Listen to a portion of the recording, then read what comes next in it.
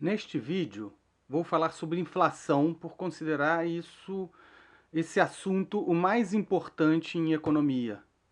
Eu vou definir o que é inflação, vou mostrar como se calcula um índice inflacionário, depois vou explicar o que é oferta e demanda, e aí nós iremos analisar os planos econômicos da década de 80 e 90, ver por que alguns deram errado e por que o plano real deu certo. Espero que você goste e entenda um pouco mais sobre esse assunto ao final do curso. Meu nome é Ricardo Borges, sou mestre em economia com foco em finanças, analista de mercado com CNPI e professor desde 2000. Inscreva-se aqui no nosso canal do YouTube e espero que goste do vídeo. O que é inflação? Inflação é a variação dos preços de bens e serviços no decorrer do tempo.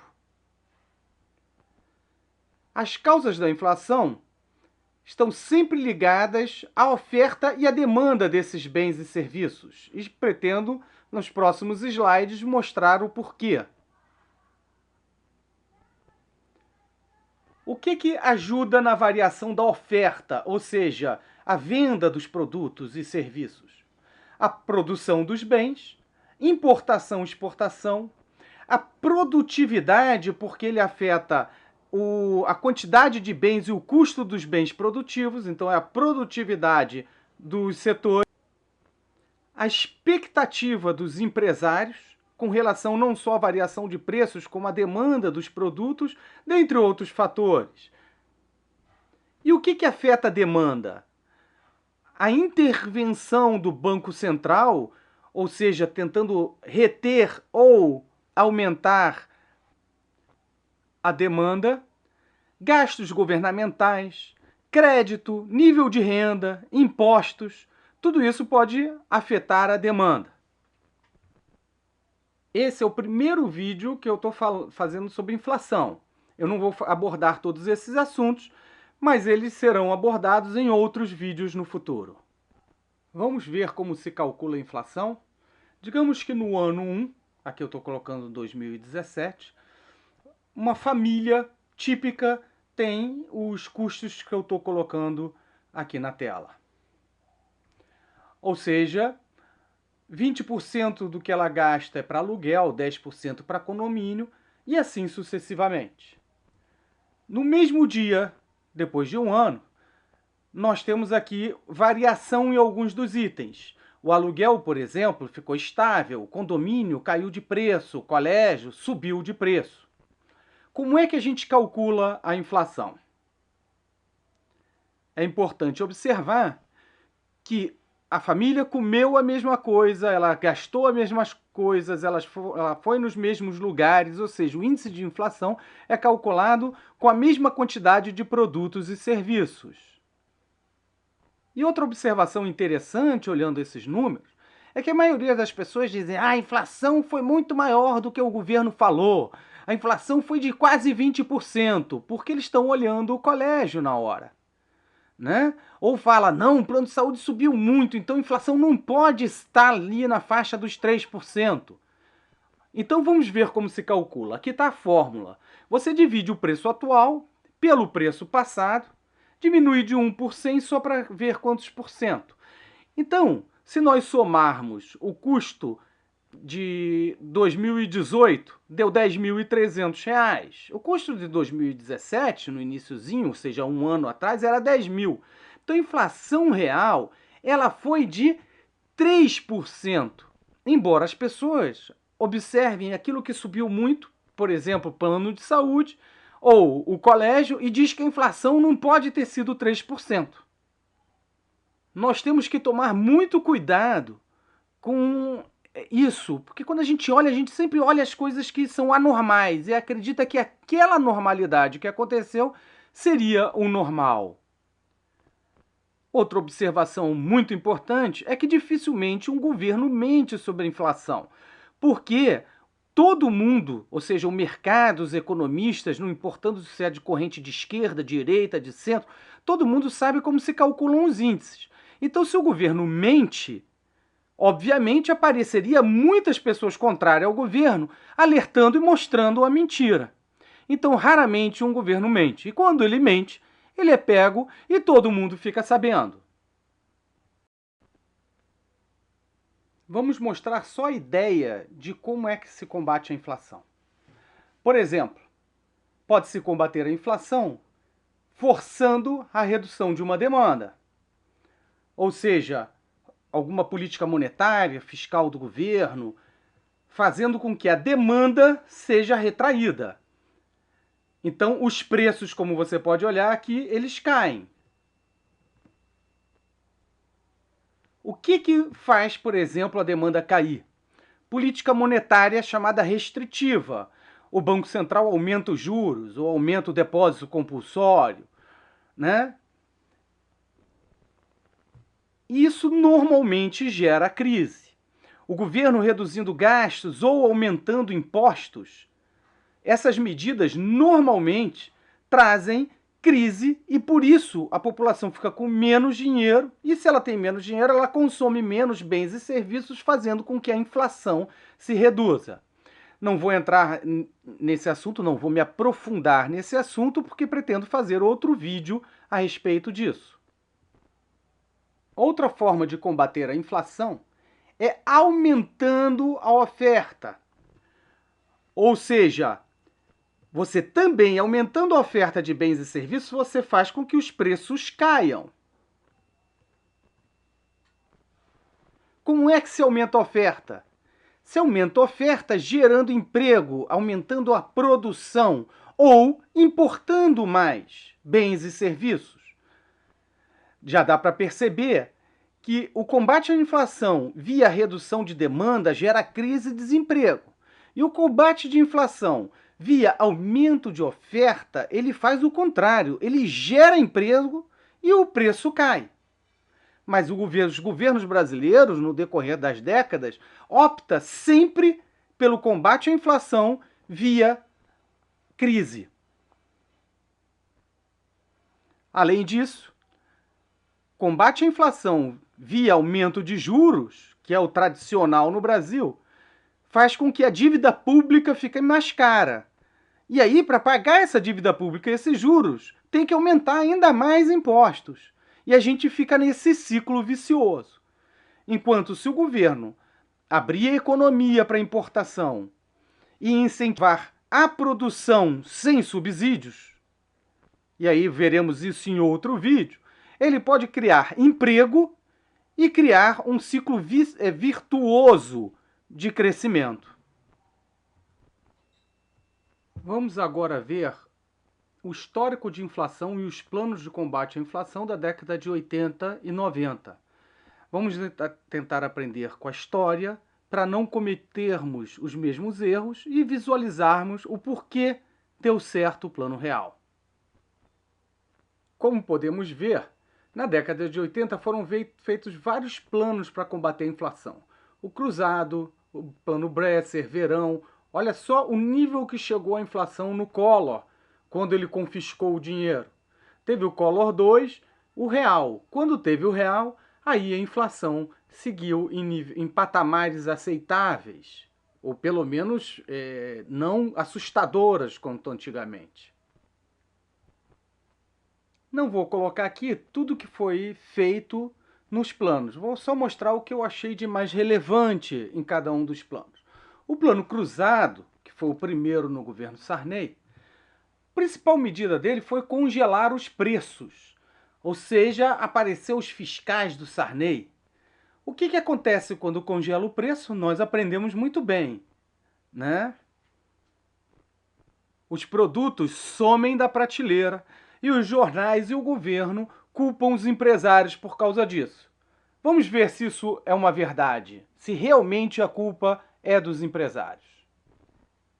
Para entender o congelamento de preços, é necessário que nós possamos compreender situações similares.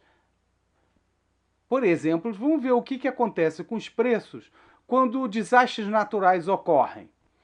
É sempre importante observar na ótica da oferta e da demanda.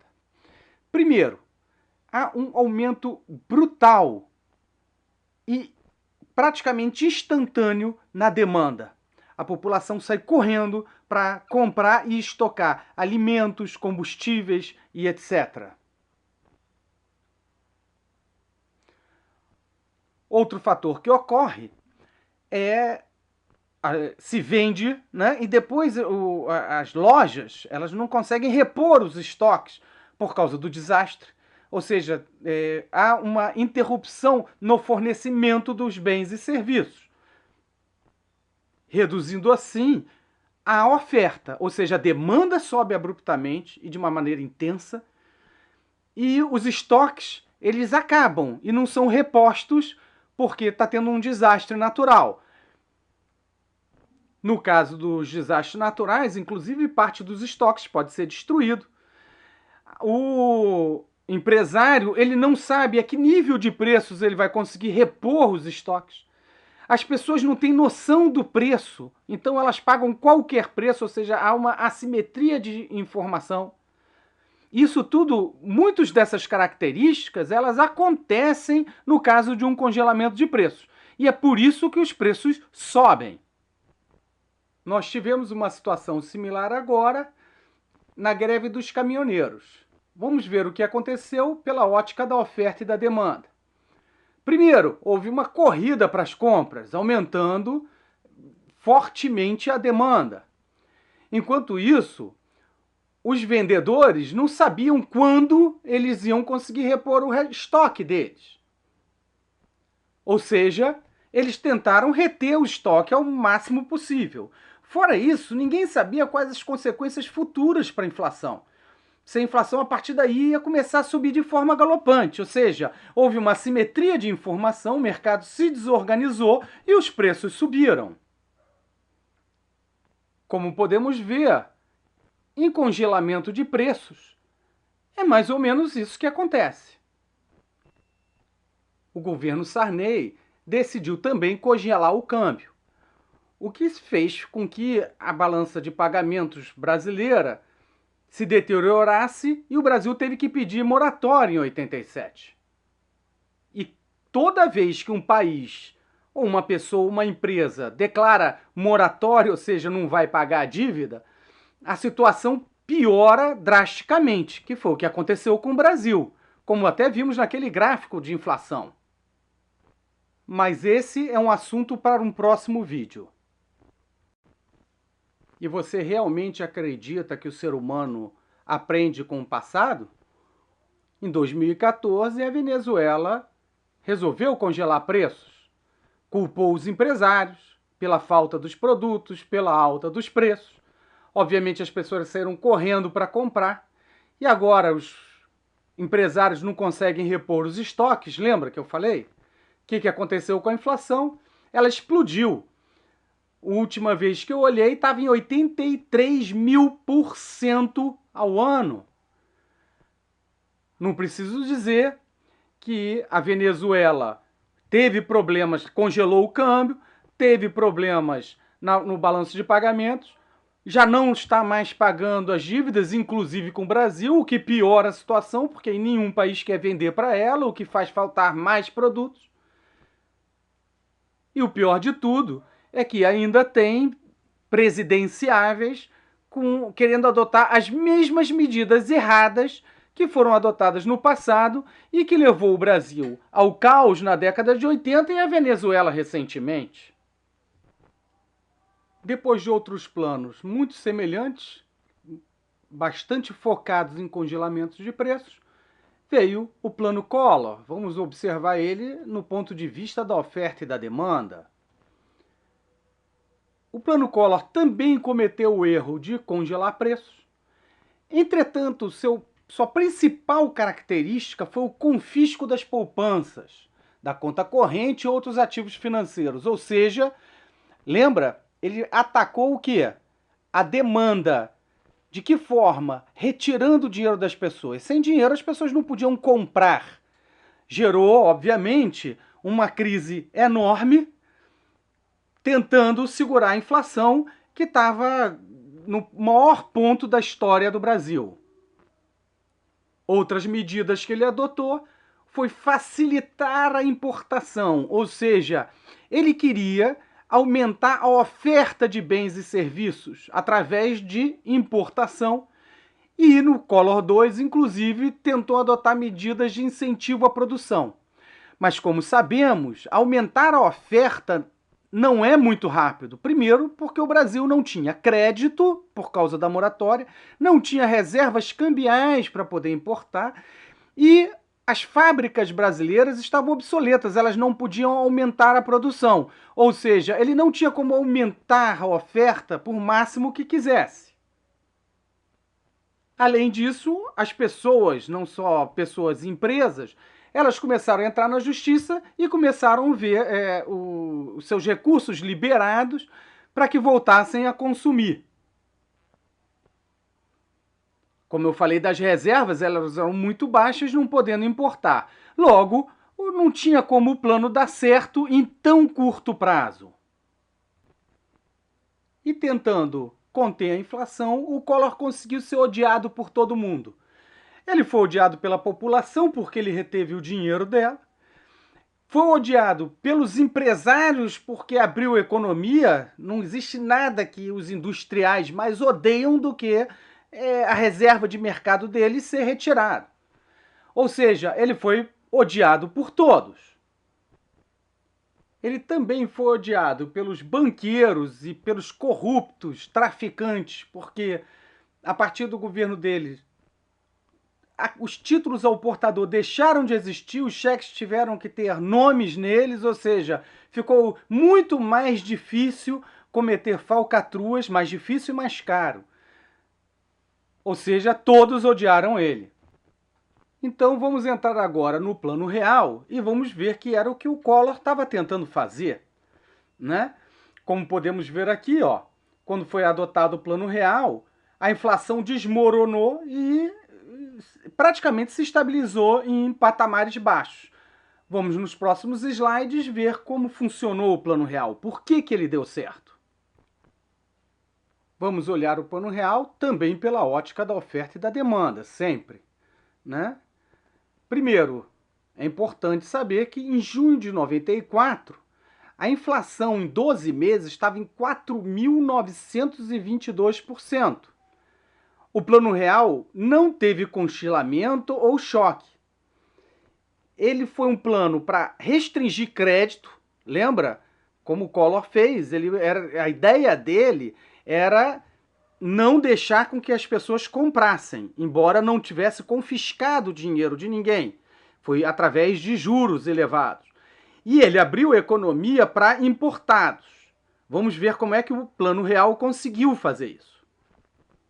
O Collor, em seu governo, em julho de 92, já estava negociando para colocar o Brasil no Plano BRAD. Ou seja, o que é o Plano BRAD, né? Ele é um plano para renovar a dívida externa e devolver o país para o crédito internacional. Esse plano possibilitou que o Brasil reduzisse a dívida, reduzisse os juros pagos para essa dívida e deixou o Brasil ter crédito, ou seja, o país, quando ele adotou em abril de 94, um pouco antes do Plano Real, né, ele teve acesso de novo ao crédito, ou seja, pegar dinheiro emprestado. Isso faz toda a diferença, porque o Collor, quando ele adotou o plano, ele não tinha dólares, o Brasil não tinha dólares, por exemplo, para importar, aumentando a oferta de bens e serviços. Com o Fernando Henrique Cardoso fechando esse acordo, ele passou a ter esses dólares. Ou seja, a dívida foi reduzida, o Brasil voltou a ter crédito e pagava menos de juros. Como podemos ver, graças a esse plano, o real pôde dar certo. Na realidade, o Plano Real foi uma forma disfarçada de dolarizar a economia. No que consistia o Plano Real? Primeiro, zerar o déficit público, como aumento de impostos e privatização das estatais. Dá para perceber aqui que privatizar estatais diminui o déficit público, como eu venho falando há muito tempo. Na época, o governo ainda podia aumentar impostos. Hoje em dia, não dá mais para aumentar os impostos. A gente já tem uma carga tributária muito grande. Com essa redução do déficit público, o governo brasileiro passa a ter credibilidade. E tendo credibilidade, ele pode ter mais empréstimos. Com os empréstimos externos e o dinheiro que entrava, os dólares que entravam para a privatização, o Brasil pôde efetivamente se aproveitar da abertura econômica e importar, aumentando a quantidade de produtos e serviços. Como é que o empresário nacional vai poder, com a entrada de produtos estrangeiros, aumentar preços? Ficou muito difícil aumentar preços. Nesse período, os economistas brasileiros que estavam administrando todo esse processo, eles perceberam da necessidade do país ter reservas internacionais elevadas para não sofrer mais esse tipo de restrição. Isso sim é importante. É importante que o país tenha reservas internacionais para que nós sejamos menos afetados em crises externas ou mesmo nas crises locais. E, obviamente, o governo, para conter a demanda, aumentou fortemente os juros, que era uma política monetária restritiva, como eu falei. Outro fator importante a se observar sobre as reservas internacionais elevadas é que ela dá maior confiabilidade ao país.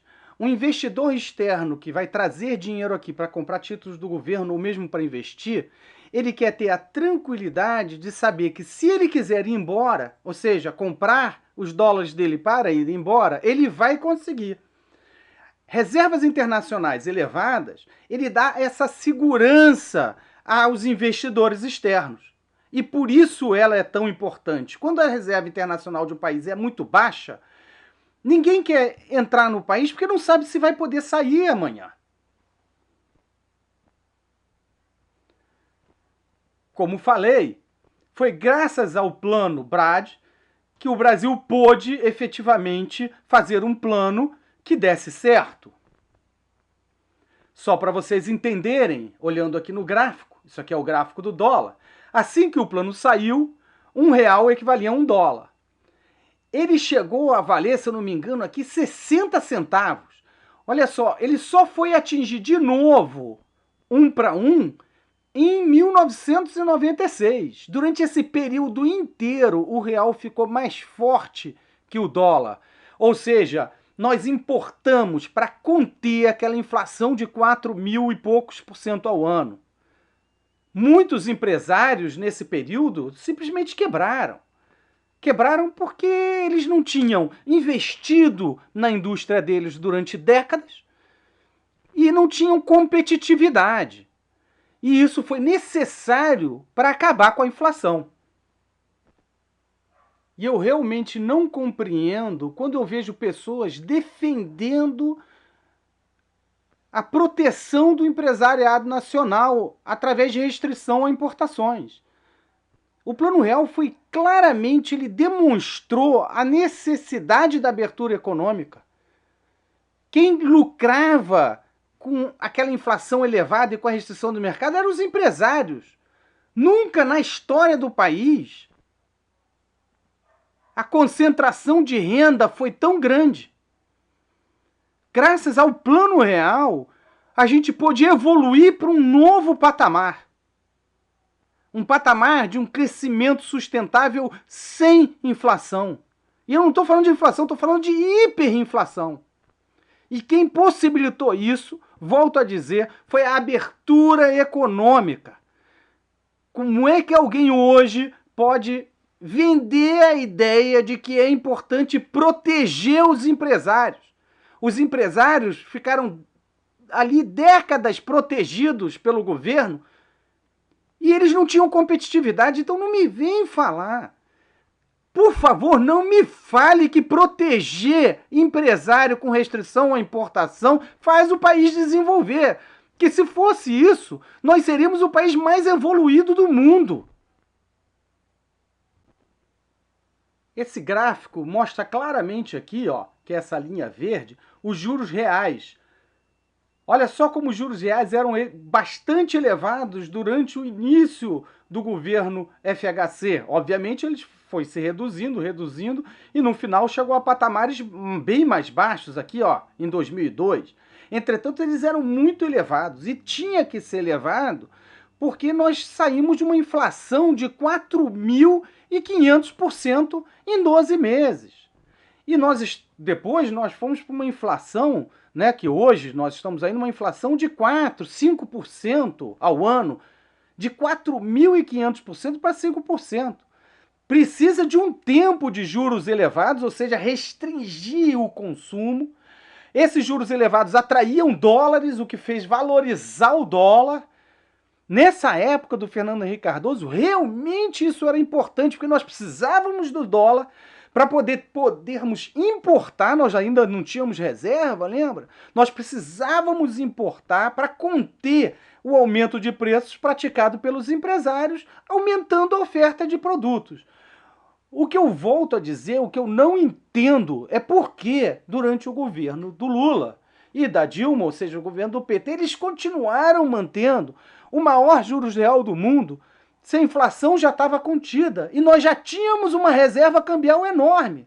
Ou seja, foi completamente desnecessário. O que eles tinham que fazer era abrir mais economia e conter a inflação com aumento de oferta de bens e serviços. E não o que fizeram. Desculpa, me corrigindo. Os juros estavam elevados, atraíram dólar para investir em títulos do governo brasileiro, o que fortaleceu o real, possibilitando assim que nós adquiríssemos os dólares para poder importar. E o real mais forte, os produtos estrangeiros ficam mais baratos para comprarmos. E assim nós podemos segurar a inflação, que era de 4.500% ao ano, ele pode se reduzir. Neste vídeo nós vimos o que é inflação, como se calcula a inflação, observamos a oferta e a demanda, o que faz variar essa oferta e a demanda, e o quão é importante analisar os fatores que estão acontecendo pela ótica da oferta e da demanda para ver os rumos da inflação. Analisamos os planos econômicos da década de 80 e 90, vimos o porquê que a maioria não deu certo e o porquê o Plano Real deu certo. E espero que você tenha gostado do vídeo. Se gostou, por favor, se inscreva no nosso canal do YouTube. Não esqueça de curtir o vídeo e de divulgar ele nas mídias sociais. Obrigado.